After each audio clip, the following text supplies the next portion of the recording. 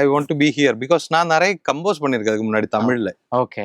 மோர் தேன் மேல நான் இங்கே தான் கம்போஸ் பண்ணியிருக்கேன், பாட்டாவே கம்போஸ் பண்ணியிருக்கிறது நிறைய தமிழ் நான் பண்ணியிருக்கேன்.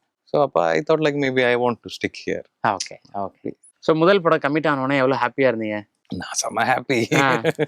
செம ஹாப்பின்னா அது சொல்ல முடியாது அந்த அளவுக்கு. ஏன்னா எப்போயிலிருந்து நம்ம இது வந்து ஆசைப்பட்டு பண்ணிட்டு இருக்கோம். நீ கவிதைகளா வந்து பயங்கர ஒரு சென்சேஷனான ஒரு சாங். இப்பவும் வந்து பிரதீப் அவர்களுடைய கான்சர்ட்ல வித்தவுட் நீ கவிதைகளா அப்படின்றதெல்லாம் பார்க்க முடியாது. ஏன்னா இந்த படத்துக்கு முன்னாடியே நீங்க அதை வந்து அந்த டியூன் ரெடி பண்ணிட்டீங்க. பட் பிரதீப் சார் நீங்க எல்லாம் சேர்ந்து ஒர்க் பண்ணது அந்த டியூன் வந்து பிரதீப் ஆடல. ஃபர்ஸ்ட் நீங்க அது வந்து ஃபர்ஸ்ட் ஒரு ட்ராக் சிங்கர் பாடினோம். அதுக்கப்புறம் நான் பாடின ஒரு வெர்ஷன். ஓகே. தேர்ட் வெர்ஷன் தான் பிரதீப் பாடினேன். ஓகே. ஸோ இந்த ட்ராக் வந்து ஆன் ஆனதுக்கு அப்புறம் ஐ கால் பிரதீப், இது பாட்டு பாடலாமா கேட்டேன்.